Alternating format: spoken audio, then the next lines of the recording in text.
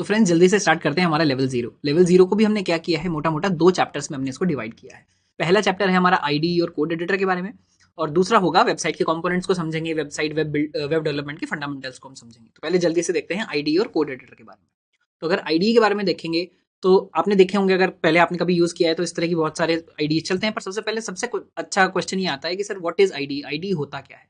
तो अगर आईडी की फुल फॉर्म हम देखेंगे तो आईडी की फुल फॉर्म होती है इंटीग्रेटेड डेवलपमेंट एनवायरनमेंट। जैसे आपको यहाँ दिख रही होगी इंटीग्रेटेड डेवलपमेंट एनवायरनमेंट। अगर इसका मतलब देखेंगे तो क्या है, इंटीग्रेटेड का मतलब क्या होता है, इंटीग्रेट का मतलब होता है जुड़ा हुआ, यानी जब मल्टीपल चीजों को एक साथ रख के प्रेजेंट किया जाता है उसको क्या बोलते हैं, इंटीग्रेटेड। और डेवलपमेंट एनवायरनमेंट मतलब सॉफ्टवेयर डेवलपमेंट के लिए जो एनवायरनमेंट रिक्वायर्ड होता है। तो एक ऐसा सॉफ्टवेयर डेवलपमेंट का एनवायरनमेंट जिसमें जितनी रिक्वायरमेंट की चीजें हैं सब एक साथ मिलती हैं उसको क्या बोलते हैं, आईडी बोलते हैं। तो देखिए यहाँ पे और क्या लिखा हुआ है, सॉफ्टवेयर सूट जो कंसोलिडेट करता है रिक्वायरमेंट्स को और कोडिंग, प्रॉब्लम फाइंडिंग और टेस्टिंग की सारी जो टूल्स आपको चाहिए वो एक ही जगह पे जब मिल जाते हैं तो उसको क्या बोलते हैं, आईडी बोलते हैं। और इसको किस लिए बनाया जाता है, डेवलपर एफिशिएंसी के लिए बनाया जाता है। तो एक बार सेकंड चीज अभी आती है कि नीड क्या है आईडी की। तो एक तो आपकी जो डेवलपमेंट प्रोसेस को स्ट्रीमलाइन कर देता है, ऐसा नहीं कि आपको हर काम अलग अलग एप्लीकेशन में जाके करना है, अलग अलग जगह जाके करना है, एक ही साथ हो जाता है, प्रोडक्टिविटी आपकी इस वजह से बढ़ती है। जो बहुत कॉम्प्लेक्स टास्क हैं डेवलपमेंट के लिए वो काफी आसान हो जाते हैं, अगेन इंटीग्रेशन की वजह से, क्योंकि सब चीजें आपको एक साथ ही एक ही स्क्रीन पर मिल रही होती हैं और आपको यूनिफाइड जो वर्क प्लेस है उसका एक्सपीरियंस मिलता है। अगर फीचर्स की बात करें और जो सबसे इंपॉर्टेंट चीजें हैं वो जैसे कि बात हुई कोड ऑटो कंप्लीट की। इसका क्या मतलब है, जैसे आप राइट में यहाँ देख रहे हैं, क्या होगा जब आप कोड लिखना शुरू करेंगे तो सब चीजें आपको याद नहीं रखनी पड़ेंगी। आप जैसे ही लिखना शुरू करेंगे आपका आईडी क्या बोलेगा, आपका आईडी बोलेगा मैं इसको ऑटो कंप्लीट कर देता हूँ। तो जैसे जब आप यहाँ देख रहे हैं हम जैसे ही लिखना शुरू करते हैं नीचे सजेशन आ जाता है और उसको हम ऑटो कंप्लीट कर लेते हैं, तो आपको सब चीजें टाइप करने की जरूरत नहीं पड़ती।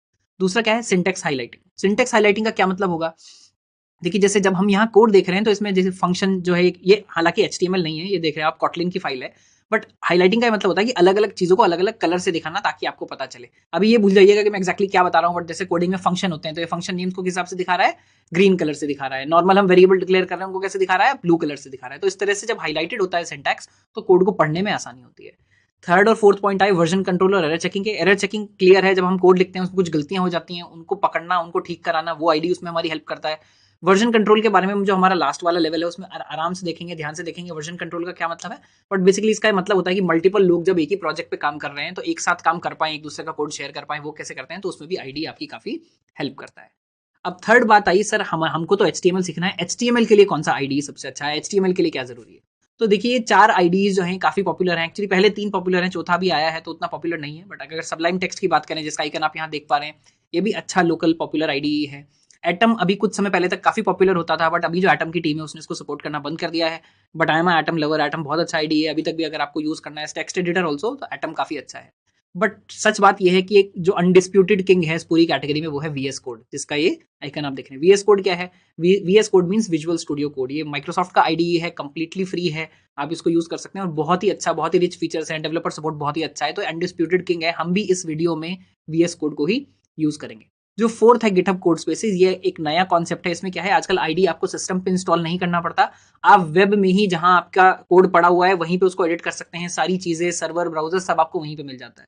तो ये भी हम अपने बोनस जो चैप्टर है उसमें देखेंगे कि गिटहब कोड स्पेसेस को कैसे यूज करना है। इसके एडवांटेजेस ये होते हैं, जैसे आपका सिस्टम हो सकता है बहुत स्लो हो जिस पे आप कोडिंग करते हैं, तो उस सबसे कोई फर्क नहीं पड़ेगा क्योंकि ये ब्राउजर में चल रहा है, तो ये सर्वर यूज करेगा माइक्रोसॉफ्ट का, तो आपको वो सब पैसा नहीं देना है, कंप्लीटली फ्री टू यूज है ये भी। तो इसको भी हम अपने बोनस में देखेंगे, but for the sake of this video अभी हम वीएस कोड यूज करने वाले हैं। तो अगर हम वीएस कोड की बात करें सर इंस्टॉल कैसे होगा, तो सबसे पहले क्या करना है, गूगल पे जाना है और क्या सर्च करना है, वीएस कोड। तो चलिए सबसे पहले गूगल पे चलते हैं, यहाँ क्या सर्च करते हैं भाई, हमको क्या इंस्टॉल करना है, वीएस कोड। आपको सिंपल वीएस कोड लिखना है, देखिए इतना पॉपुलर है, सबसे पहले यही आएगा। यहाँ पर डाउनलोड लिंक डायरेक्टली आ रहा है, तो यहाँ पे डाउनलोड दबाते हैं। यहाँ आते हैं, देखिए मैं अभी करंटली विंडोज यूज कर रहा हूँ, आप जो भी ऑपरेटिंग सिस्टम यूज कर रहे हैं उसका देख सकते हैं। विंडोज में अगर आप हैं तो जनरली आपको क्या यूज करना होगा, X64 यूज करना होगा। तो जो X64 है इस पर क्लिक करके इसको डाउनलोड कर लेते हैं। देखिए डाउनलोड हो रहा है, 89 MB का इसका इंस्टॉलर है, इसको दबाएं।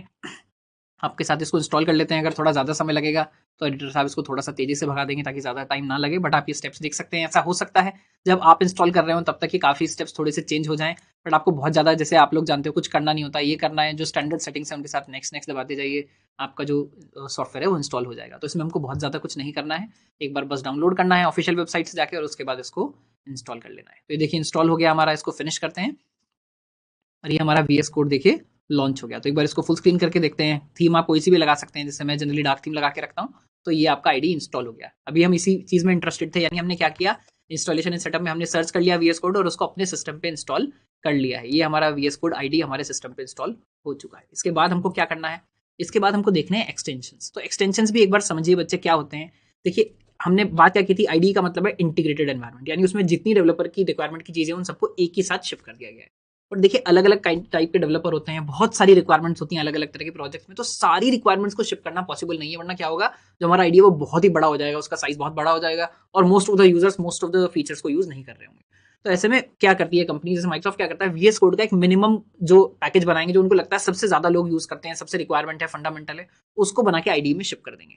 और उसके बाद क्या होगा, उसके बाद होते हैं एक्सटेंशन, यानी अगर आपको किसी एक स्पेसिफिक चीज की रिक्वायरमेंट है तो इनका एक ऐप स्टोर, जैसे आप फोन में एंड्रॉइड में प्ले स्टोर डालते हो या iOS में ऐप स्टोर डालते हो, इनका भी अपना एक स्टोर होता है जहां पे एक्सटेंशन होते हैं। एक्सटेंशन का क्या मतलब है, वो आपके आईडी को एक्सटेंड कर देगा एक पर्टिकुलर फीचर में।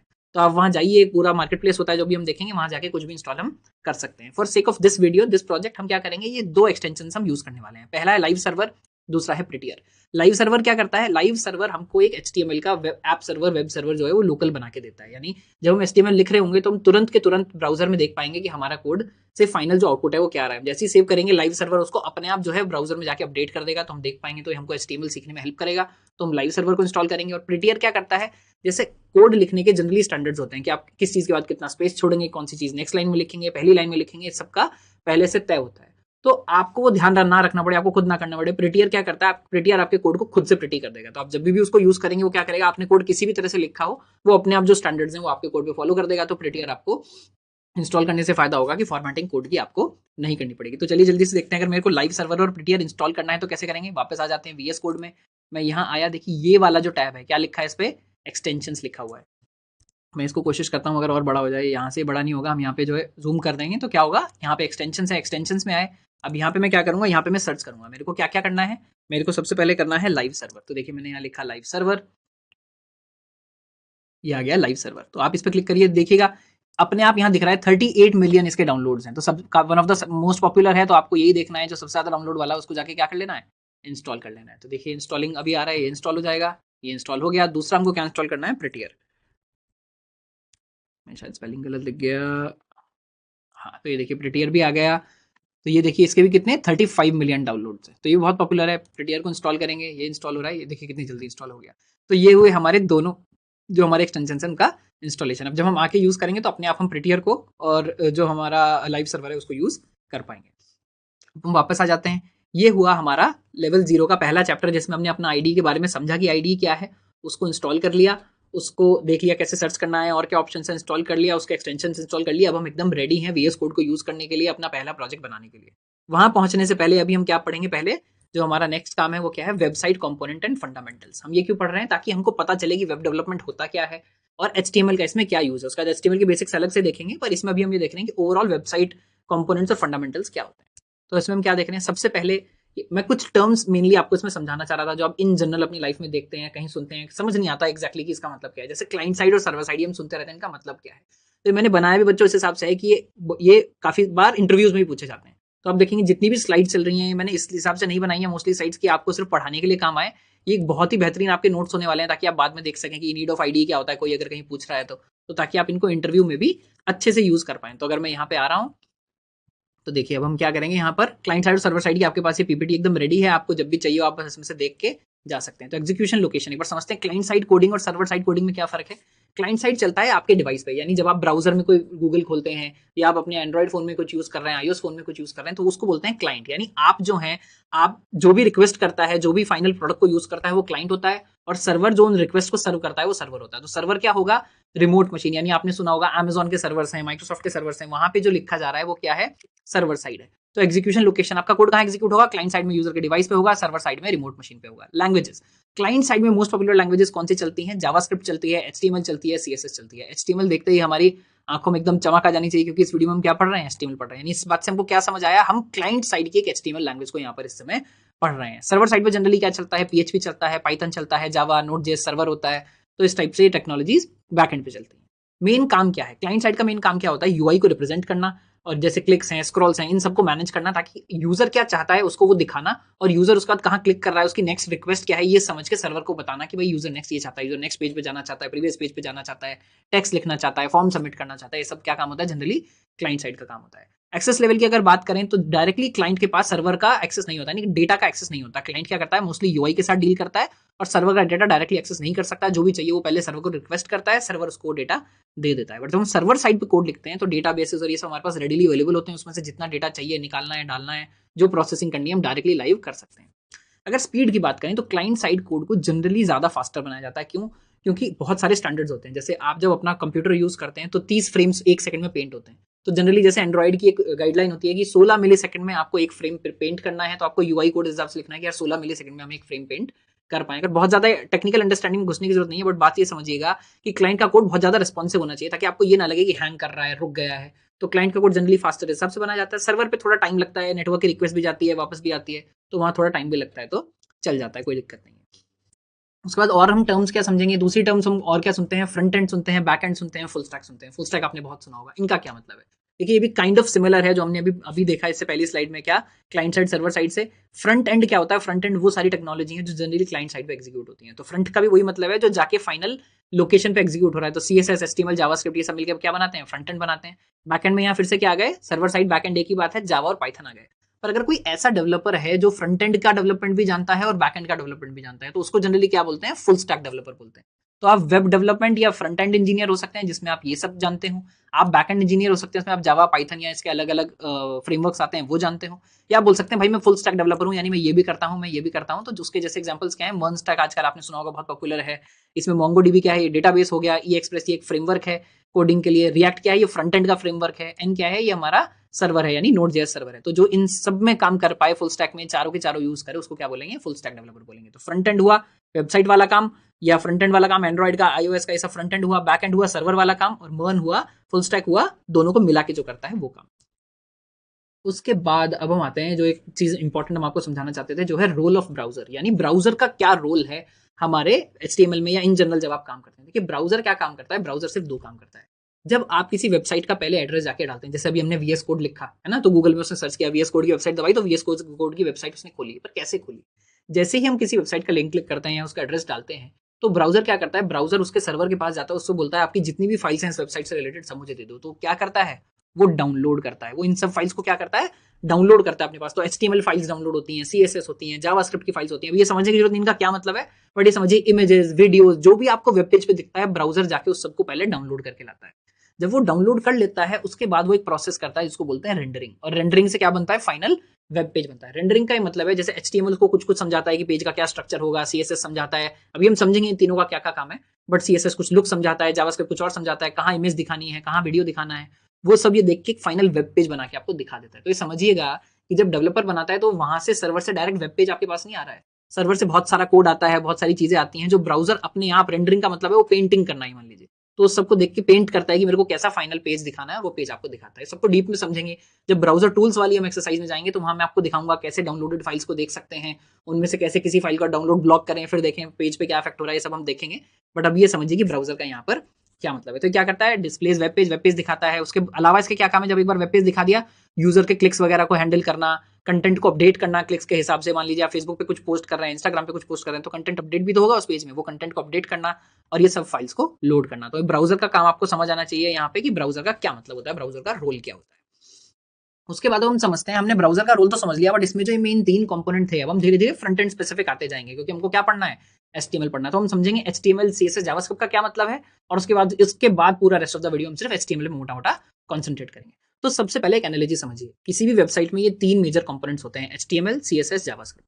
तो मान लीजिए HTML क्या है? HTML एक ब्लैंक कार की तरह है। जैसे आप यहाँ देख रहे हैं क्या है, एकदम कार का जो एकदम शेल होता है, बॉडी होती है, फ्रेम होता है, उसकी तरह। यानी ये क्या बताता है कौन सी चीज कहाँ होगी, इंजन की जगह कहाँ पे है, ये बोनट है, कहाँ डोर्स होंगे, कहाँ विंडोज होगी, कहाँ छत होगी, कहाँ डिग्गी होगी, कहाँ टायर लगेंगे।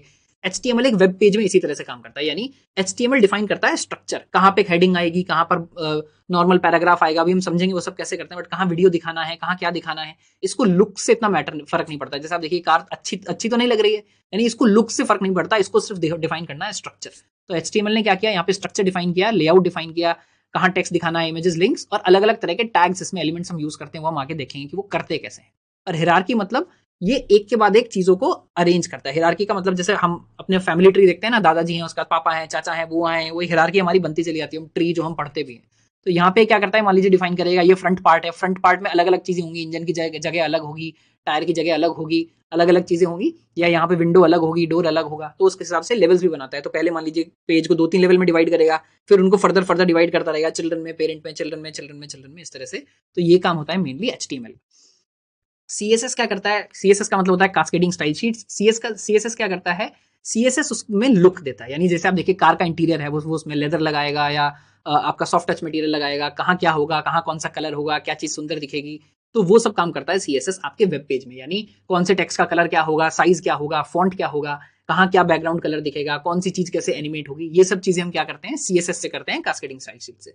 तो पहले जब HTML अपना स्ट्रक्चर डिफाइन कर चुका होता है, उसका CSS क्या करता है, CSS उसमें लुक्स डालता है, उसको सुंदर बनाता है। थोड़ी बहुत लेआउटिंग भी आप CSS से करते हैं, काफी हद तक एक्चुअली आजकल लेआउटिंग भी CSS से करते हैं, यानी पोजीशंस भी काफी हद तक CSS डिफाइन करता है पेज पे, क्योंकि वो आपके पेजेस आजकल ऐसे होते हैं, काफी डायनेमिक होते हैं, चीजें अपनी जो जगह है वो स्विच करती रहती हैं, तो वो भी हम जनरली CSS से करते हैं। और CSS काम कैसे करता है, देखिए इसके पास होते हैं सेलेक्टर्स, और सेलेक्टर्स क्या करते हैं, स्पेसिफिक HTML एलिमेंट्स को टारगेट करते हैं। यानी अब आपको कलर डिफाइन करना है, तो कलर डिफाइन करना किसका है, वो HTML ऑलरेडी डिफाइन कर चुका है, तो ये बोलेगा HTML ने जो वो वाला एलिमेंट डिफाइन किया है उसका ये कलर कर दो, या उसका ये साइज कर दो, उसका ये फॉन्ट कर दो, तो वो टारगेट करता है स्पेसिफिक HTML एलिमेंट्स को। अब लास्ट में समझते हैं JS। JS क्या करता है, JS मान लीजिए आत्मा है, JS वो काम करती है जो वेब पेज को फंक्शनिंग बनाता है, उसमें जान फूकता है। तो देखिए गाड़ी का क्या हुआ, पहले हमने स्ट्रक्चर बनाया था, फिर हमने इंटीरियर बनाया, और अब फाइनली क्या हुआ, हमारी सुपर कार जो एकदम चलने के लिए तैयार है, दौड़ रही है। जावास्क्रिप्ट भी वही करता है। जावास्क्रिप्ट क्या है, आप जब भी कोई क्लिक करते हैं उसको हैंडल करना, जो भी इस तरह से सबके काम है, इंटरेक्टिविटी जो है यूजर से, या चीजें जो मूव हो रही हैं, आपकी वीडियो प्ले हो रही है, ये सब काम कौन करता है, जावास्क्रिप्ट करता है। एक बात यहाँ इंपॉर्टेंट समझने के लिए है आपके नोट्स के लिए, कि जावास्क्रिप्ट का एक्चुअली जावा से कोई मतलब नहीं है। ये बस एक नाम की बहुत लंबी कहानी है कि कैसे जावास्क्रिप्ट का नाम भी जब वो स्क्रिप्टिंग लैंग्वेज उन्होंने बनाई तो उन्होंने उसका नाम जावास्क्रिप्ट रखा। बट ये बात ध्यान रखिएगा कि इसका जावा से कोई मतलब नहीं है। काफी बच्चे मैंने देखा इस चीज से कंफ्यूज रहते हैं, उनको ऐसा लगता है कि जावास्क्रिप्ट के अंदर भी जावा ही लिखी जाएगी। क्या करता है, इंटरेक्टिविटी करता है, पेज को रीलोड करना, ऑल्टर करना, वो सब करता है, और यूजर के एक्शंस को रिस्पॉन्ड करना, है ना। और साथ साथ जैसे भी मैंने बोला था कि जब क्लाइंट साइड में कोड लिखते हैं, कुछ सर्वर का डेटा चाहिए तो सर्वर से मांग लेते हैं, वो मांगना, डेटा लेके आना, उसको कन्वर्ट करना, फाइनली दिखाना, वो सब काम भी JS का होता है। तो फेच करना और इन्फॉर्मेशन को सेंड करने का काम भी JS ही करता है। अब जल्दी से हमारा लेवल 0 खत्म हो गया है, इसका रिवीजन देख लेते हैं। हमने क्या क्या देखा, हम पहले आईडी देखा, आईडी का आईडी होता क्या है, इंटीग्रेटेड डेवलपमेंट एनवायरनमेंट, उसकी जरूरत क्या है, उसको हमने सेलेक्ट किया कि HTML के लिए बेस्ट आईडी हमारा कौन सा है, उसको इंस्टॉल किया, सेटअप किया, उसके अंदर एक्सटेंशंस को हमने इंस्टॉल किया। उसके बाद जब हमने बेसिक्स पढ़ना स्टार्ट किया तो हमने पढ़ा क्लाइंट और सर्वर साइड में क्या डिफरेंस है, front end back and full stack में क्या डिफरेंस है, ब्राउजर का हमने रोल समझा, ब्राउजर क्या करता है, कैसे डाउनलोड करता है, और इंडिविजुअल HTML CSS जावास्क्रिप्ट हमने एक बहुत अच्छे एग्जांपल से समझे गाड़ी के। यानी फ्रेम जो है वो HTML है, उसके अंदर लुक्स इंटीरियर जो है वो CSS है, और JS क्या है, मान लीजिए उसका इंजन है जो उस गाड़ी को एक्चुअली चलाता है, फंक्शनिंग बनाता है, यूजर के इनपुट्स पे रिस्पॉन्ड करना है, यानी यूजर ब्रेक दबाए तो रुकना है, यूजर अगर एक्सीलेटर दबाए तो चलना है, स्टीयरिंग घुमाए तो मुड़ना है, तो वो सब काम JS का हुआ। तो यहाँ हुआ हमारा लेवल 0 रैप अप। जल्दी से चलते हैं लेवल 1 की तरफ, और उसमें देखते हैं HTML के बेसिक्स को। ऑलराइट, तो हम जल्दी से शुरू करते हैं लेवल 1, जिसमें हम क्या पढ़ेंगे, HTML बेसिक्स। इसका क्या मतलब है, हमने पहले लेवल की तरह यानी लेवल 0 की तरह यहाँ भी लेवल 1 को भी दो मोटा मोटा चैप्टर्स में डिवाइड किया है। पहले क्या करेंगे हम, स्टार्टिंग अप, और दूसरे में क्या करेंगे, HTML के बेसिक्स देखेंगे। तो स्टार्टिंग अप में दोस्तों हम क्या करेंगे, पहले हम टेक्स्ट एडिटर यूज करके देखेंगे। तो हम ये समझने की कोशिश करेंगे कि क्या IDE यूज करना कंपलसरी है, जो VS कोड हमने सेटअप किया क्या वो यूज करना कंपलसरी है, या नॉर्मल टेक्स्ट एडिटर से भी हम HTML का कोड लिख सकते हैं। लाइफ थोड़ी सी डिफिकल्ट होगी, बहुत थोड़ी देर के लिए करेंगे, पर मैं आपको दिखाऊंगा कि वो भी कैसे पॉसिबल है। उसके बाद जब हम बेसिक्स ऑफ HTML पे जाएंगे तो हम अपना VS कोड पे आके फिर प्रॉपर अपना HTML सीखना शुरू करेंगे, HTML के बेसिक्स देखना शुरू करेंगे। तो चलिए जल्दी से स्टार्ट करते हैं। अभी हम क्या करेंगे, पहले देखिए स्टार्टिंग अप में हमने सबसे पहले क्या करना है, टेक्स्ट एडिटर से यूज करेंगे। तो यहाँ नोट्स के लिए मैंने आपके सब बना के दिया है ताकि आप बाद में भी देख पाओ, खुद से प्रैक्टिस बाद में कर पाओ। यहाँ पे हम क्या कर रहे हैं, एक फोल्डर बना रहे हैं फर्स्ट प्रोजेक्ट नाम का, उसके अंदर नोटपैड खोलेंगे, एक फाइल बनाएंगे index.html नाम की, कुछ सैंपल कोड इसमें कॉपी करेंगे और एक बार चला के देखेंगे ब्राउजर में चल रहा है या नहीं। अभी सिर्फ स्टेप्स फॉलो करते जाना है, समझना नहीं है कि फाइल का नाम index.html ही क्यों रखना है, सिंपल कोड कहाँ से आया, वो सब हम धीरे धीरे देखेंगे और समझ जाएंगे। तो चलिए जल्दी से चलते हैं अपने डेस्कटॉप पे। यहाँ सबसे पहले क्या बनाते हैं, एक फोल्डर बनाते हैं, न्यू फोल्डर, इसका नाम मैं रख देता हूँ फर्स्ट प्रोजेक्ट। ठीक है, ये कर लिया, इसको खोल लीजिए। उसके बाद फिर हमको दूसरा क्या करना है, अपना खोलना है टेक्स्ट एडिटर विंडोज का। तो ये क्या होता है, नोटपैड। आप अगर मैक पे हैं, किसी और चीज़ पे हैं, तो जो भी आपको दिख रहा है, जो भी आपको सही लगता है वो खोल लीजिए। नॉर्मल टेक्स्ट एडिटर, यहाँ पे मैं आ गया। अभी देखिए यहाँ मैंने क्या करके रखा है, कुछ कोड मैंने सैंपल कोड पहले से कॉपी करके रखा है। अब ये कोड कहाँ से आया सर, इसका क्या मतलब है, अभी आप ये क्या लिख रहे हैं, ये सब भूल जाइए। ये सब हम धीरे धीरे देखेंगे। कोड याद करना पड़ता है या खुद से जनरेट हो जाता है, कैसे हम रखेंगे वो नहीं देखना। भी ये समझिए ये एक वैलिड HTML का कोड है जो भी यहाँ पे है, हम बस इसको देख रहे हैं, इसको सेव करके चलाते कैसे। तो मैंने मान लीजिए लिख दिया this is my first HTML code और ये मैं कर देता हूँ। अभी आपको ये नहीं देखना है कि ये कहाँ से आया। उसके बाद मेरे को क्या करना है, मेरे को इसको सेव करना है। तो मैं करता हूँ सेव एज। कहाँ हम सेव करेंगे, अपने फर्स्ट प्रोजेक्ट के अंदर सेव करेंगे। ध्यान रखिएगा एज टेक्स्ट फाइल सेव नहीं करना है, यहाँ ऑल फाइल्स करेंगे। और यहाँ मैं इसका नाम क्या रखूंगा, जैसे हमने नोट्स में लिखा है index.html। इसका नाम यही क्यों है, इस पर भी पूरी स्लाइड होगी, पूरा डिस्कशन करेंगे। अभी इसका नाम index.html रख के सेव कर देंगे और ये फाइल मैं यहाँ से बंद कर देता हूँ। देखिए कमाल क्या हुआ, फर्स्ट प्रोजेक्ट के अंदर ये फाइल तो आ गई, पर यहाँ पर आइकन कौन सा दिख रहा है, आइकन दिख रहा है क्रोम का। यानी ये बात समझ चुका है कि ये क्या है, ये एक ब्राउजर वाला, ये जो फाइल है इसको ब्राउजर आउटपुट इसका सही दिखा सकता है, यानी ये क्रोम में ही खुलने वाला है। देखिए डबल क्लिक करके इसको खोलते हैं। ये बोल रहा है कहाँ में खोलना है, मैं बोल रहा हूँ क्रोम में ही खोलना है। ऑलवेज क्रोम कर दिया, ये एक्चुअली दूसरी स्क्रीन पे खुल गया, इसको मैं इधर ले आता हूँ। देखिए क्या खुल गया यहाँ पर, ये मेरा HTML पेज खुल गया। देखिए ऊपर क्या दिखा रहा है, ये दिखा रहा है index.html। हमने जो रखा है फर्स्ट प्रोजेक्ट नाम से डेस्कटॉप के ऊपर, वो खुल गया है और यहाँ पे एक अच्छा सा हेडिंग बन के आ गया है जिसका नाम क्या है, this is my first HTML code. तो दोस्तों इससे हमको पता क्या चला, इससे हमको पता ये चला कि IDE यूज करना कंपलसरी नहीं है।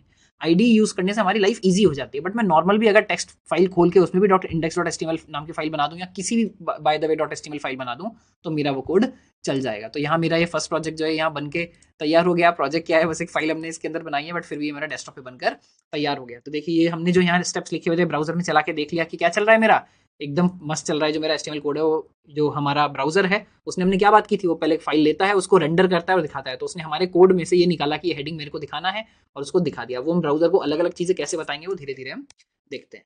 एक बात यहाँ पर अभी साथ में समझने की ये है कि हमने नाम .html रखा, बट कई जगह आपको नाम .htm भी मिल सकता है। तो ये दोनों ही एक्सटेंशंस वैलिड हैं। हालांकि जो HTML है वही मोस्ट कॉमनली यूज्ड एक्सटेंशन है। ये ऑल ब्राउजर्स पे अक्रॉस चलता है, वाइडली रिकॉग्नाइज्ड और सपोर्टेड है, और जनरली हर जगह आपको file name 99% of the time HTML ही मिलेगा आज की तारीख में। पहले HTML भी थोड़ा सा चलता था बैकवर्ड कंपैटिबिलिटी की वजह से, तो इसलिए इस यहाँ आपको बताने का बस मेन कारण ये है कि कहीं .htm दिखे तो आपको कंफ्यूज नहीं होना है। HTML भी HTML फाइल ही है, वो पहले यूज हुआ करता था, अभी आजकल सिर्फ आपको HTML पे ही ध्यान देना है। इसके बाद हम क्या करेंगे, अब जो हमने अपना प्रोजेक्ट अभी अभी बनाया है, इसको हम जाके काय में खोलेंगे, अपने VS कोड में खोलेंगे। तो वापस आ जाते हैं यहीं पे, VS कोड अपना खोल लेते हैं। ये मेरा VS कोड खुल गया बहुत सुंदर वेलकम पेज के साथ। अभी हमको क्या करना है, देखिए यहाँ पे क्या है, ओपन फोल्डर बटन आ रहा है। अगर ये आपको नहीं भी दिख रहा है, एक्सप्लोरर के अंदर ही आता है, अगर आपको ऐसे दिख रहा है तो यहाँ से एक्सप्लोरर खोल लेंगे। अगर ये नहीं भी दिख रहा है तो फाइल पे भी जाके आप ओपन फोल्डर कर सकते हैं। तो सपोज मैंने फाइल पे जाके ओपन फोल्डर कर दिया।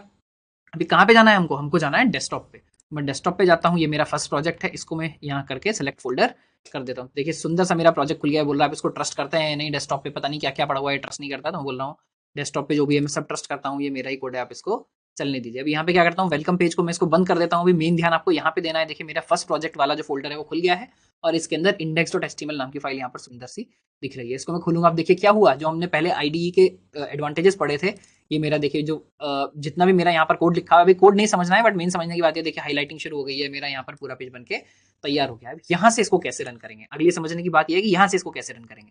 तो अब मैं यहाँ पे आऊंगा। अभी देखिए हमने जो एक्सटेंशन अभी इंस्टॉल किया था लाइव सर्वर के नाम से, किस नाम से, लाइव सर्वर के नाम से, वो यहाँ पर दिखना शुरू हो गया है। यहाँ पर देखिए क्या दिखा रहा है, ओपन विद लाइव सर्वर। तो मैं जैसे ही करता हूँ ओपन विद लाइव सर्वर, अभी देखिए पूछ रहा है, तो मैं बोल रहा हूँ भाई प्राइवेट नेटवर्क में भी एक्सेस दे दो, अलाउ एक्सेस। अभी ये क्या हुआ, ये मेरी दूसरी स्क्रीन खुल गया, मैं इसको वापस यहाँ ले आता हूँ। देखिए अभी क्या हुआ, ये मेरा लोकल सर्वर चलना शुरू हो गया है। जिन लोगों को पता है अच्छी बात है, नहीं पता है, 127.0.0.1 जो IP होती है उसका मतलब होता है लोकल एड्रेस। यानी ये किसने सर्वर चला दिया है, जो आपकी मशीन पे ही सर्वर भी बन रहा है। तो आप मान लीजिए इतना कोडर आप बन गए कि अपनी मशीन में सर्वर कैसे बनाना है ये आप सीख गए हैं। आपकी मशीन में सर्वर बन गया है, ये पोर्ट नंबर होता है 5500, इसको इग्नोर कर दीजिए, कम्युनिकेशन के लिए यूज होता है। और हमने कौन सी फाइल उसमें खोल ली, index.html फाइल खोल ली, और ये मेरा क्या दिख गया, this is my first HTML code यहाँ पर सुंदर सा दिख रहा है। अभी देखिए अगर मैं क्या करूँ, दूसरी चीज काम करते हैं, इसको एक नए डेस्कटॉप में डाल लेते हैं, ठीक है, ताकि हम ये बार बार आकर यहाँ पर चेक कर पाए। मैं वापस आता हूँ। देखिए ये क्या कर रहा है, सिर्फ इतना हेडिंग को बना रहा है। तो अगर मैं इस HTML को फर्स्ट को अगर मैं यहाँ पर सेकंड कर दूं, और मैं जैसे ही ये फाइल सेव करूंगा, देखिए मैं जैसे ही यहाँ के देखूंगा ये ऑलरेडी मेरा चेंज हो चुका है, this is my second HTML code. तो जैसे ही आप फाइल सेव करोगे ये चेंजेस रिफ्लेक्ट हो जाएंगे। लाइव सर्वर जो है वो आपके लिए यही काम कर रहा है। क्या कर रहा है, आप यहाँ पर अपना कोड लिखिए, एक बार आपने अगर इसको लाइव सर्वर से चला लिया, उसके बाद आप जो जैसे ही यहाँ पर कोड लिख के HTML का कोड लिख के सेव करेंगे, यहाँ पर वो आपके जो ब्राउजर विंडो आपकी खुली हुई है जो इस सर्वर से कनेक्टेड है, अपने आप ही वो ऑटोमेटिकली अपडेट हो जाएगा। तो ये हमने सीख लिया ये कैसे करना है। हमारा प्रोजेक्ट जो है VS कोड में खुल गया, मस्त एकदम अच्छा मजा आ रहा है। अब बात ये समझते हैं कि सर इसका नाम index.html क्यों रखा है, इसका नाम मैंने कुछ और क्यों नहीं रखा। देखिए फैक्ट बात ये है, अगर आप यहाँ नाम इसका कुछ और भी रखते तो वो चल जाता, बट ये एक अच्छी कन्वेंशन है। तो ये अच्छी कन्वेंशन क्यों है, ये क्या होता है जनरली, देखिए जैसे आपने डाला google.com, आप अपने ब्राउजर में खोलना चाहते हैं, आप कहीं और कुछ खोलना चाहते हैं, तो ब्राउजर को कैसे पता चलेगा, उस सर्वर से तो बहुत सारी फाइल्स आई, ब्राउजर को कैसे पता चलेगा कि सबसे पहले कौन सी फाइल दिखानी है। तो ये एक इन जनरल कन्वेंशन है कि वेबसाइट का जो पहला पेज होगा उसका नाम हमेशा index.html होगा और ये डायरेक्टली रूट डायरेक्टरी के अंदर ही पड़ा हुआ होगा। तो जैसे ही ब्राउजर किसी वेबसाइट पर जाएगा वो उसके रूट फोल्डर के अंदर जाएगा और वहां से index.html को उठा के ले आएगा। आपकी बाकी बहुत सारी HTML की फाइल्स हो सकती हैं एक प्रोजेक्ट में, जैसे आप वेबसाइट बनाते हैं, मल्टीपल अलग अलग पेजेस होते हैं, कॉन्टैक्ट पेज अलग होता है, कोई पेज अलग होते हैं, वो सब आप पेज बना सकते हैं, बट वो सब लिंक्ड कहाँ से होने चाहिए, index.html से लिंक्ड होने चाहिए। इसको अवॉइड करने के भी तरीके होते हैं, आप अलग से बता सकते हैं ब्राउजर को कि नहीं मेरा मेन पेज ये नहीं है, कुछ और है, उसके तरीके होते हैं, बट वो कोई यूज नहीं करता है। हमेशा जो जनरल क्या होता है, फर्स्ट पेज जो होता है वो आपका index.html ही होता है। इसके अदर फायदे ये भी हैं कि सर्च इंजन ऑप्टिमाइजेशन में, एसईओ में भी आपका जो इंडेक्स पेज में कंटेंट है उसको सबसे ज्यादा प्रायोरिटी दी जाती है, क्योंकि उनको लगता है जो भी आपने अपने होम पेज पे डाला है वो आपका सबसे इंपॉर्टेंट कंटेंट है, आपकी वेबसाइट जनरली उसी कंटेंट के बारे में होगी। तो इसलिए index.html एसईओ के पॉइंट ऑफ व्यू से भी बहुत इंपॉर्टेंट है और एक स्टार्टिंग पॉइंट की तरह सर्व होता है। जितने भी आपके जो भी आपका सर्वर होता है जब वो सर्व करता है आपकी फाइल्स, तो स्टार्टिंग पॉइंट की तरह ट्रीट होता है उसमें। और एज फॉल बैक यूआरएल भी आप बोल सकते हैं, कई बार जब कोई और पेज खोल रहे होते हैं नहीं खुलता है, एरर पेज खुलता है, तो उसमें भी आप फॉल बैक लगा सकते हैं कि अगर यूजर मेरा कोई ऐसा पेज खोलने की कोशिश कर रहा है जो मेरी वेबसाइट पे नहीं है, तो वो तो मैं उसको नहीं दिखा सकता, कम से कम अपना index.html पेज ही दिखा दूं, तो उस केस में भी ये यूज होता है। एक चीज मैं यहाँ आपको फिर से दिखा देता हूँ, यानी अगर हम अपने प्रोजेक्ट में वापस जाएं और मैं क्या करूँ, इस index.html का नाम मैं क्या कर दूं, मैं इसको चेंज कर देता हूँ, यहाँ पर आया मैं रीनेम, और इसको मैं कर देता हूँ pop.html। ठीक बात है। अभी अगर मैं क्या करूँ, मैं वापस जाऊँ अपने सर्वर पे, तो देखिए लाइव सर्वर में क्या दिखा रहा है, कैन नॉट गेट HTML। मैं इसको थोड़ा सा बड़ा कर देता हूँ आपको ताकि अच्छे से दिखे। देखिए क्या दिखा रहा है, कैन नॉट गेट index.html, यानी इस सर्वर ने तो यही मान के चला कि भाई मेरे को index.html फाइल खोलनी है। आपने जैसे ही इसको रिफ्रेश किया तो ये बोल रहा है भाई मेरे को index.html नहीं मिल रही है, तो हमको अलग से डिफाइन करना पड़ेगा। इसलिए यहाँ पे क्या दिखा रहा है, कैन नॉट गेट। गेट क्या होती है, प्रोटोकॉल होती है डेटा लेके आने की, वो भी आप छोड़ दीजिए, बट मेनली पॉइंट ये बोल रहा है भाई मैं वहां से जाके index.html नहीं ला पाया। ये किस तरह का प्रोजेक्ट है जिसमें index.html ही नहीं है, इसको नहीं समझ आ रहा है। तो यहाँ आपको समझ आती है इंपॉर्टेंस की index.html की इन जनरल हमारे लिए यहाँ पर क्या इंपॉर्टेंस है। इसको थोड़ा सा वापस कर लेते हैं इधर। ठीक है, तो ये हमने समझ लिया इंपॉर्टेंस ऑफ इंडेक्स, जो हमारी index.html फाइल है इसकी इंपॉर्टेंस क्या है। अब हम आ जाते हैं अपने नेक्स्ट लेवल पे, जिसमें अब हमने टेक्स्ट एडिटर से करना सीख लिया। अब हम आके क्या देखेंगे, अब हम अपने IDE में देखेंगे और HTML के जो बेसिक्स हैं उनको हम पढ़ना स्टार्ट करेंगे। तो इसके अंदर हम क्या देखेंगे, सबसे पहला इंपॉर्टेंट पार्ट जो है 2.1 क्या है, वो है टैग्स। यानी HTML के पेज के अंदर जो भी कुछ है वो सब क्या होते हैं, टैग्स की फॉर्म में होते हैं। यानी HTML का जो एलिमेंट्स हैं, HTML पेज के अंदर जो एलिमेंट्स हैं, जो कंपोनेंट्स हैं, उनको क्या बोला जाता है, टैग्स बोला जाता है। और वो कैसे दिखते हैं, वो देखिए ऐसे दिखते हैं जैसे आपको यहाँ पर दिख रहा है। तो क्या होता है, एक ओपनिंग टैग होता है, एक क्लोजिंग टैग होता है। अभी हम स्पेसिफिकली पढ़ेंगे कि ये पी का यहाँ पर क्या मतलब है, बट आपको क्या देखना है, ओपनिंग टैग कैसे होगा, दो एंगल ब्रैकेट्स होंगे, इसके अंदर क्या होगा, ओपनिंग टैग होगा। क्लोजिंग टैग कैसे होगा, पहले फ्रंट स्लैश होगा, उसके बाद जो यहाँ पर लिखा हुआ था पी लिखा हुआ, तो यहाँ पर पी होगा या बंद होगा। यानी ये हम बोलेंगे पैराग्राफ ओपनिंग टैग, यानी पी ओपनिंग टैग, ये होगा पी क्लोजिंग टैग। और इसके बीच में क्या होगा, मेरा कंटेंट होगा। यानी जनरली पैराग्राफ के लिए इसको यूज करते हैं, तो मान लीजिए बोल रहा हूँ my cat is very grumpy, मैंने इसके बीच में बोल दिया, तो ये क्या हो गया, मेरा एक ओपनिंग टैग हो गया, कंटेंट हो गया, क्लोजिंग टैग हो गया, और उस पूरे को क्या बोलते हैं, HTML एलिमेंट बोलते हैं। तो यहाँ हमने दो चीज सीखी, टैग क्या होता है और एलिमेंट क्या होता है। टैग हुआ सिर्फ ये जो ओपनिंग टैग क्लोजिंग टैग है, उसके अंदर जब कंटेंट भी लगा देंगे तो पूरा यूनिट ये ओपनिंग टैग क्लोजिंग टैग और कंटेंट का मेरा क्या कहलाएगा, एलिमेंट कहलाएगा, एक HTML एलिमेंट कहलाएगा। तो एलिमेंट का यहाँ पे हमने क्या लिखा, element that are used to create a website are called HTML tags. तो यहाँ पे जो पूरा एलिमेंट है क्या बोला जाएगा, HTML टैग बोला जाएगा। दूसरी बात क्या है यहाँ समझने वाली, कि टैग के अंदर देखिए क्या हो सकता है, कंटेंट भी हो सकता है और अदर HTML टैग भी हो सकते हैं। हमने सबसे पहले जब HTML की डेफिनेशन पढ़ी थी उसमें देखा था कि HTML पेज की हिरार्की क्रिएट करता है। हिरार्की कैसे क्रिएट होगी, जो मेन सबसे ऊपर जो होगा वो भी एक टैग होगा, उस टैग के अंदर और बहुत सारे टैग होंगे, उन टैग के अंदर और टैग्स हो सकते हैं। तो हर टैग के अंदर या तो कंटेंट होगा तो वो टैग खत्म हो जाएगा, वो जो टैग है बोलेगा भाई मेरे अंदर सिर्फ कंटेंट है, यही है, मेरे अंदर और कोई बच्चा नहीं है मेरा, तो मैं खत्म हो गया। अदरवाइज ऐसा भी हो सकता है कि उसके अंदर कंटेंट भी हो, टैग भी हो, मल्टीपल टैग भी हो, तो आपकी ऐसे पूरी हिरार्की बनती चली जाती है पेरेंट की और चाइल्ड की। और ये टैग जनरली किस लिए यूज होते हैं, टेक्स्ट डिफाइन करने के लिए, इमेजेस के लिए, लिंक्स के लिए, ऐसी बहुत सारी चीजों के लिए। तो हमको समझ आ गया कि टैग्स क्या होता है। उसके बाद आते हैं एमेट कैसे। अब ये जो मैंने अभी आपको कोड कॉपी करके दिखा दिया था कि ये मैं अभी कॉपी करके लाया हूँ, अभी आप देखिए मत कि इसका क्या मतलब है, हम वो देखेंगे वो करना कैसे है। तो देखिए क्या करते हैं, जो VS कोड है ये बाय डिफॉल्ट हमको एक चीज, एक यहाँ पर फंक्शनैलिटी देता है जिसको बोला जाता है एमेट। तो एमेट से हम क्या कर सकते हैं, बहुत सारा कोड जनरेट कर सकते हैं। जैसे आप यहाँ साइड में देख भी रहे होंगे क्या लिखा है, इसने बैंग लगाया, ये एक्सक्लेमेशन का साइन लगाया, जैसे ही लगाया तो सजेशन आया और ये पूरा का पूरा कोड जनरेट होकर आ गया। तो ये नोट्स में आपको यहाँ देखने को मिलेगा ये कैसे चल रहा है, बट चलिए हम एक बार प्रैक्टिकली भी चलाकर इसको देख लेते हैं। तो ये जो मेरी pop.html फाइल थी ये तो ऑलरेडी बनी हुई थी, तो हम यहाँ क्या करते हैं, अब यहाँ एक फोल्डर बना लेते हैं। ठीक है, एक फोल्डर बना लेते हैं जिसमें हम रखते हैं HTML फाइल्स। यहाँ मेरी सारी HTML फाइल होंगी, तो जो पॉप वाली हमारी फाइल है इसको उठाकर इसके अंदर मूव कर देते हैं। ठीक है, और ये HTML के अंदर आ गई। अब हम यहाँ पर क्या करेंगे, जो मेरा ये प्रोजेक्ट है इसके अंदर एक और नई फाइल बनाते हैं हम, जिसका नाम क्या रख लेते हैं, index.html। ठीक है, ये मेरी फाइल हो गई। एक्चुअली इसने HTML के अंदर बना दी, हम इसको बाहर मूव कर लेते हैं। ये मेरी बाहर आ गई, HTML वाले फ़ोल्डर को बंद कर देते हैं। अब देखिए फाइल मेरी एकदम ब्लैंक है, तो मैं क्या करता हूँ, पॉप को बंद कर देता हूँ। मैं उम्मीद कर रहा हूँ कि आपको ये ठीक से दिख रहा है। तो index.html में मेरी फाइल है। अब देखिए जैसे ही मैं यहाँ पे एक्सक्लेमेशन मार्क लगाता हूँ, क्या दिखा रहा है, देखिए ये एमेट एब्रीविएशन, यानी ये बोल रहा है भाई मैं कुछ कोड कंप्लीट कर सकता हूँ, आप कुछ चाह रहे हैं क्या? तो देखिए मैं बस इस पे आके क्लिक करता हूँ, और मैं जैसे क्लिक करता हूँ तो जो कोड मैंने आपको वहाँ पर दिखाया था, जो कोड आपने देखा था, पूरा का पूरा यहाँ पर बनकर रेडी हो गया है, यहाँ पर बनकर तैयार हो गया है। बहुत अच्छे से हमको दिख रहा है। इसको मैं थोड़ा सा छोटा कर देता हूँ। तो देखिए पूरा का पूरा कोड जो है वो यहाँ पर इसने अपने आप ले आया, तो आपको इसमें से कुछ भी याद करने की जरूरत नहीं है। आप क्या सीख गए? आप क्या सीख गए कि ये मेरे को कोड जनरेट कैसे करना है। तो मैं जैसे ही एमिट लगाऊंगा, देखिए मैं एक बार फिर से इसको डिलीट करता हूँ, एमिट लगाऊंगा, एंटर दबाऊंगा, ये कोड अपने आप जो मेरा डिफॉल्ट कोड है अपने आप बनकर आ जाएगा। इसका क्या मतलब है अभी हम ये नेक्स्ट उसमें समझेंगे, बट इतना ही जनरेट करना इनफ है। देखिए मैंने इसको सेव कर दिया। मैं जैसे ही वापस अपने पेज पे गया और यहाँ के रिफ्रेश किया, हमने इसके अंदर कुछ अभी लिखा नहीं है, बॉडी के अंदर कुछ नहीं है, इसलिए अभी क्या हुआ, ये ब्लैंक पेज खुल गया। यहाँ हम जो लिखेंगे वो मेरे को दिखता रहेगा। तो ये हो गया मेरा एमिट्स के साथ हमको कोड जनरेट कैसे करना है। उसके बाद एक बार ये देखते हैं कि जो बेसिक पेज जनरेट हुआ था, जो हम अभी यहाँ पर देख रहे हैं बार बार, इसका मतलब क्या है।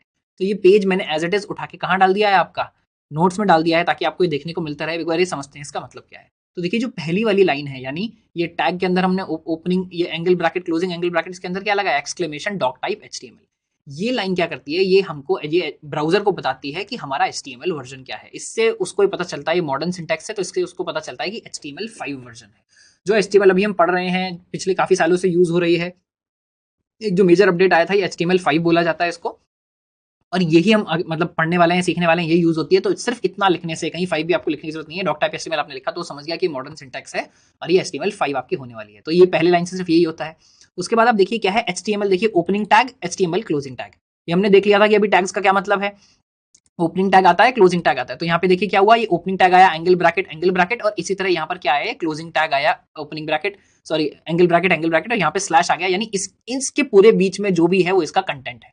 तो ये क्या हुआ, ये एक एलिमेंट हो गया मेरा। ये क्या हुआ, ये एक एलिमेंट हो गया। HTML टैग किस टाइप का टैग है, देखिए इसके अंदर और टैग्स हैं। तो HTML टैग के अंदर क्या है, एक हेड टैग है, एक बॉडी टैग है। यानी इस टैग के अंदर कोई कंटेंट जो है, वो कंटेंट अपने आप में क्या है, दो टैग्स हैं। देखिए यहाँ पे हमने क्या डिफाइन किया, जो HTML टैग होता है, this is parent of all HTML tags, या रूट एलिमेंट है ना। तो ये सिंगल एलिमेंट होता है, ये सभी का पेरेंट है। यानी आप ग्रैंड पेरेंट बोल लीजिए, आप बाबा आदम बोल लीजिए, आप कुछ भी बोल लीजिए, इसका मतलब सबसे ऊपर ये रहेगा। जो भी होगा सब कुछ इसके अंदर होगा। ब्राउजर को उससे पता चलेगा कि भाई ये मेरा पूरा का पूरा HTML है।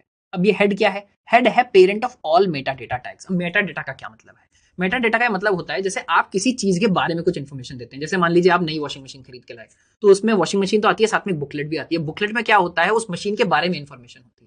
तो उसको क्या बोल सकते हैं, वो मेटा डेटा है वॉशिंग मशीन के बारे में। यानी जब किसी डेटा का डेटा हो, या किसी चीज के बारे में जब कोई डेटा हो, तो उसको क्या बोला जाता है, मेटा डेटा।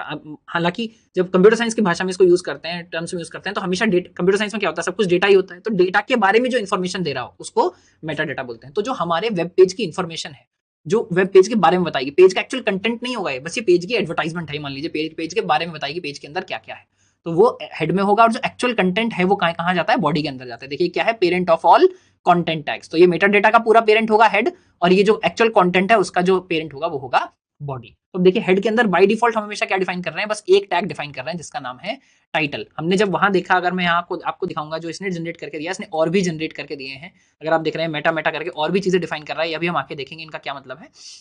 बट यहाँ पे जब मैं आपको बेसिक HTML बता रहा हूँ, अगर आप वो नहीं भी लिखेंगे तो भी पेज आपका चल जाएगा। तो जैसे हम टाइटल मेनली बस डिफाइन करना चाहते हैं, यानी ये मेरे पेज का टाइटल है, ये माई फर्स्ट वेब पेज, ताकि ये मेरे को दिखता रहे। जनरली कहाँ पे दिखता है, जब हम यहाँ आ जाते हैं, जब हम ब्राउजर में चला रहे हैं, तो इन जनरल जब कोई क्रोम के अंदर देखता है, कहीं भी देखता है, तो ये पता चलता है कि भाई ये इसका पेज का टाइटल है, यानी माई फर्स्ट वेब पेज, ये मेन पेज टाइटल है। कहीं दिखेगा नहीं, बस आपके लिए डिफाइन करने के लिए कि मेरे पेज का टाइटल ये है। और बॉडी के अंदर हमने क्या किया, देखिए हमने H1 हेडिंग लिखी है, ये भी हम देखेंगे कैसे करते हैं। बट H1 का मतलब होता है हेडिंग, अभी आप इतना समझ सकते हैं। और ये मेरा एक कंटेंट है, मैंने यहाँ हेलो वर्ल्ड करके लिख दिया। तो ये हुआ मेरा एक बेसिक HTML पेज, जिसमें मैंने क्या दिखाया, मेन हुआ पेरेंट HTML टैग, उसके अंदर दो, एक हेड एक बॉडी, हेड के अंदर सारा मेटा डेटा, बॉडी के अंदर सारा कंटेंट। तो ये आपको समझ आ गया, ये जो अभी तक हम सिर्फ जनरेट करके दिखा रहे हैं, इसका एक्चुअली मतलब क्या है। देखिए यहाँ वही डॉक टाइप HTML जनरेट हुआ था, ये लैंग्वेज आई EN, हेड के अंदर क्या हुआ, मेरा सारा मेटा डेटा हुआ, कंटेंट अभी एम्प्टी है, इसलिए आपने देखा पेज भी हमको ब्लैंक दिख रहा था, और ये मेरा हो गया HTML। देखिए क्या हो रहा है, यहाँ पर थोड़ा सा ये जो है, ये पेज के बाहर जा रहा है मेरा, जो स्केल के बाद है। तो इसमें एक हम सेटिंग यहाँ पर लगा सकते हैं। क्या होती है, VS कोड की एक सेटिंग होती है, जिसका नाम क्या होता है, वर्ड रैप। यानी उससे क्या होता है, ये नेक्स्ट लाइन में सब कुछ कोड आने लगता है। मैं अभी आपको वो भी दिखाऊंगा। तो देखिए जैसे मैं यहाँ पर आ जाता हूँ, ये शायद थोड़ा सा बड़ा हो गया है, इसको थोड़ा छोटा कर लेते हैं। देखिए गायब हो गया था। तो यहाँ आते हैं और हमको क्या सर्च करना है, व्यू के अंदर अगर हम जाएँगे, तो देखिए यहाँ पर ये ऑप्शन दिखा रहा है वर्ड रैप का। तो जैसे ही आप वर्ड रैप करेंगे, तो अभी तो देखिए बड़ा हो गया तो एनीवे दिख रहा है, बट अगर मैं इसको बढ़ा दूँ, इसका साइज़ जो है वो बढ़ा दूँ, यानी मेरी स्क्रीन पे साइज़ कम बचे, देखिए क्या हुआ, ये लाइन नंबर 5 ही चल रही है। बट इसने क्या किया, यहाँ से घुमा के इसको यहाँ पर शो कर दिया ताकि आपकी स्क्रीन पे शो होता रहे। यहाँ लाइन 2 नहीं हुई है, एंटर नहीं दबाया, देखिए 5 है, यहाँ ब्लैंक छोड़ दिया इसने। ये बोल रहा है कि 5 को ही मैंने रैप करके इधर दिखा दिया है।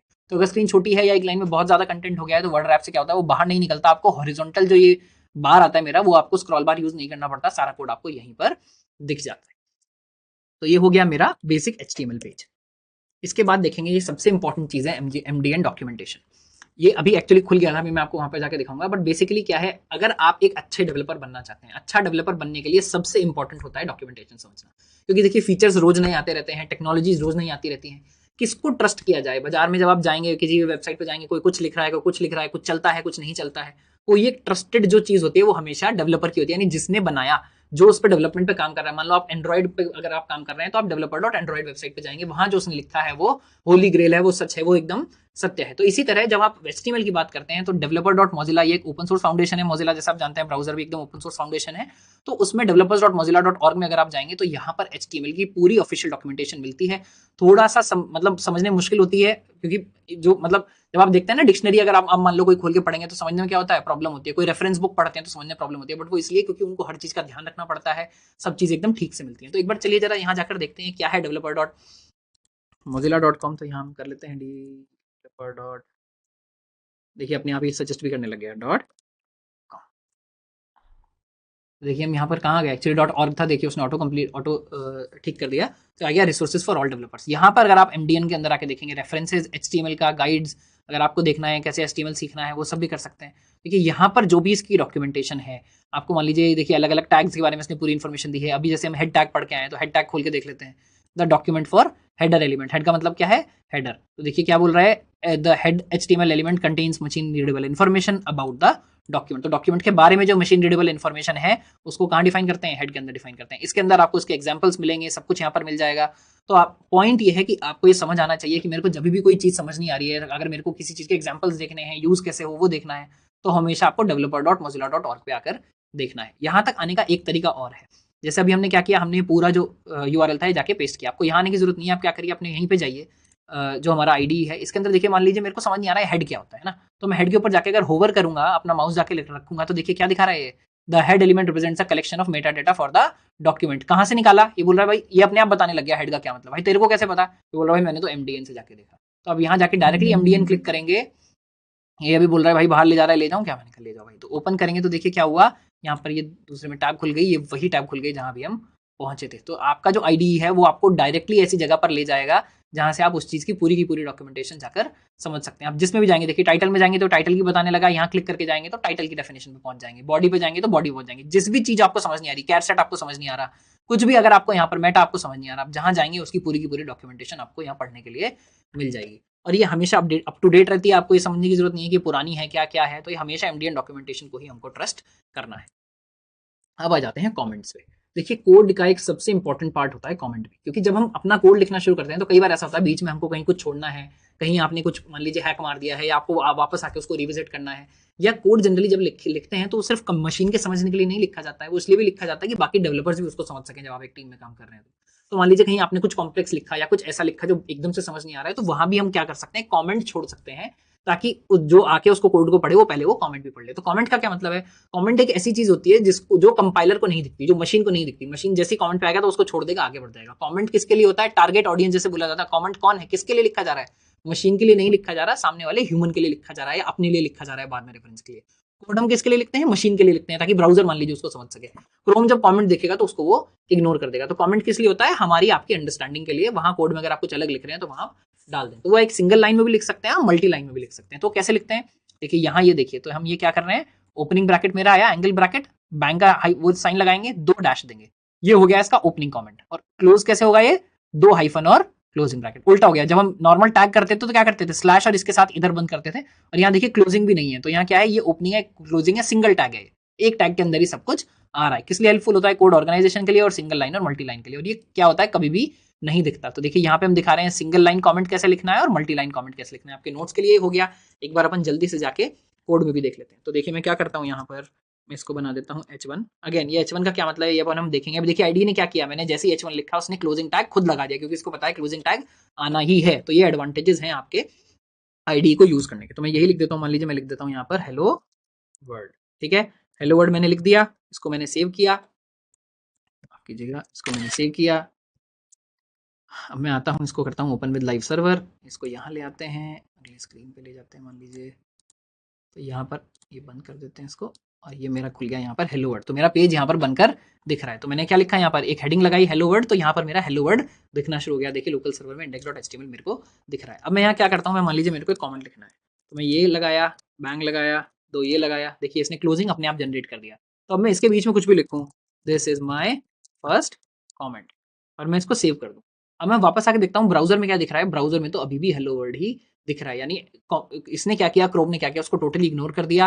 वो सिर्फ किसके लिए है, जब अगली बार हम आके यहाँ मान लीजिए अपना कोड पढ़ते हैं, कोई और हमारा कोड पढ़ रहा है, तो ये सिर्फ उसके लिए। तो मैं यहाँ से एक्सप्लोर हटा देता हूँ, इसको एक नंबर और बड़ा कर देते हैं। तो देखिए आपको यहाँ क्या दिख रहा है, this is my first comment. एक चीज और देखते हैं, अगर मैं यहाँ पर आकर देखता हूँ कि चलिए ब्राउजर टूल्स अपन बाद में देखने वाले हैं, वो अभी नहीं देखते। तो यहाँ क्या हो गया, मेरा हेलो वर्ड लिखा, मैंने सिंगल लाइन कमेंट लिख दिया। मैं मान लीजिए उसको मल्टी लाइन भी कर दूं तो भी क्या होगा, देखिए 2 लाइन में आ गया, 9 और 10 में आ गया। मेरे को यहाँ क्लोज करने की जरूरत नहीं पड़ी, मैंने सेव किया, यहाँ वापस आया, ये अभी भी यही है। मैं रिफ्रेश भी कर लूंगा तो क्या होगा, ये यही रहेगा। तो यहाँ आप कॉमेंट सीख गए, यानी सिंगल लाइन कॉमेंट लगाना हो, मल्टी लाइन कॉमेंट लगाना हो, तो मेरे को कैसे लगाना है, ओपनिंग ब्रैकेट और ये मेरा हाइफन, सॉरी बैंक का साइन या एक्सक्लेमेशन का साइन, हाइफन हाइफन, और उसके बाद यहाँ पर भी आकर हम क्या करेंगे, हाइफन हाइफन यानी डैश डैश और मेरा क्लोजिंग एंगल ब्रैकेट। तो ये हमने समझ लिया बेटा कमेंट्स क्या होते हैं। उसके बाद हम आ जाते हैं केस सेंसिटिविटी। अगर आपने बाकी प्रोग्रामिंग लैंग्वेजेस पढ़ी हैं तो आपको पता होगा बहुत सारी प्रोग्रामिंग लैंग्वेजेस क्या होती हैं, केस सेंसिटिव होती हैं। यानी अगर मैं मान लीजिए कहीं पे इंट लिख रहा हूँ, कुछ और लिख रहा हूँ, टैग लिख रहा हूँ, तो क्या होता है, वो इंट मेरे को स्मॉल ही लिखना पड़ता है। यानी केस, यानी मैंने छोटा लिखा, जैसे हमारे यहाँ जब जब छोटे होते थे जोक चलता था ना कि बच्चे अगर एबीसीडी सुना रहा है तो उसको बोलते थे छोटी सुनाऊं या बड़ी सुनाऊं। तो देखिए सुनाने में तो सब कुछ सेम ही आता है, जब आप बोलते हैं HTML तो HTML ही आता है, बट जब हम लिखते हैं तो देखिए उसको दो तरह से लिखा जा सकता है, छोटा HTML और बड़े केसेस, यानी बड़ा H, बड़ा T, बड़ा M, बड़ा L। HTML क्या है, वो केस इनसेंसिटिव है, यानी इसको कोई फर्क नहीं पड़ता, ये इनसेंसिटिव है केस से, इसको कोई फर्क नहीं पड़ता कि आपने अपर केस लिखा है या लोअर केस लिखा है। तो मैं ये HTML लिखूं या ये HTML लिखूं एक ही बात है, मैं छोटा p लिखूं बड़ा p लिखूं एक ही बात है। हेड बॉडी टैग्स अभी हम देख के आए थे, ये मैं छोटा लिखूं या बड़ा लिखूं इसको कोई फर्क नहीं पड़ता, इसके लिए हमेशा बराबर है, आप छोटा लिखिए या बड़ा लिखिए। तो HTML को हमको क्या समझ आया, केस सेंसिटिव नहीं है। जो एट्रीब्यूट के नेम्स हैं वो भी केस सेंसिटिव नहीं होते हैं। अभी एट्रीब्यूट्स हम देखेंगे आगे आके क्या होते हैं, बट हम टैग्स के अंदर भी कुछ कुछ डिफाइन कर सकते हैं, वो भी क्या होते हैं, केस इनसेंसिटिव होते हैं। बट बेस्ट प्रैक्टिस क्या है, बेस्ट प्रैक्टिस ये है कि आप हमेशा लोअर केस ही यूज करें। यानी ये जो लेफ्ट वाला हम पूरा पोर्शन देख रहे हैं, आप कोशिश करें कि आप हमेशा इसी को यूज करें, बड़े वाले को यूज ना करें। कंसिस्टेंसी के लिए जनरली हमेशा इसी तरह से इसको यूज किया जाता है। तो ये हुई मेरी केस सेंसिटिविटी। तो आ गए हम लेसन 1 के एंड पे, जल्दी से इसका रिवीजन कर लेते हैं। हमने क्या क्या देखा, देखिए स्टार्टिंग अप में हमने देखा सबसे पहले फाइल एडिटर एक खोल के हमने अपना फाइल बनाया, और उसको सेव करके हमने क्रोम में चला के देखा वो कैसे चल रहा है, उसके अंदर सैंपल कोड डाला, बहुत अच्छे से वो चला। फाइल एक्सटेंशन हमने समझे HTML और HTML का क्या फर्क है, और HTML कैसे काम आता है, और HTML भी हमारे जो एक्सटेंशन है वो हो सकता है। उसके बाद हमने सेम को VS कोड में खोल के देखा अपने प्रोजेक्ट को, और उसको लाइव सर्वर के साथ अपने आप चलाकर देखा ब्राउजर में, उसमें चेंजेस किए, एक्टिवली चेंजेस किए, और वो देखा कि वो कैसे रिफ्लेक्ट होता है। और index.html की महत्वता को समझा, यानी इंपॉर्टेंस को समझा, और वहाँ ये समझा कि index.html ही नाम क्यों रखना है, वरना वो डिफॉल्ट फाइल होती है, जो सर्वर वगैरह उसको वो नहीं मिलता है, वो हमको दिखा रहा था एरर की मिसिंग है। उसके बाद आ जाते हैं बेसिक्स ऑफ HTML। हमने क्या देखा, हमने टैग्स को समझा कि कैसे ओपनिंग टैग होता है, क्लोजिंग टैग होता है, कंटेंट में लाके एलिमेंट बन जाता है, और टैग्स का क्या मतलब है।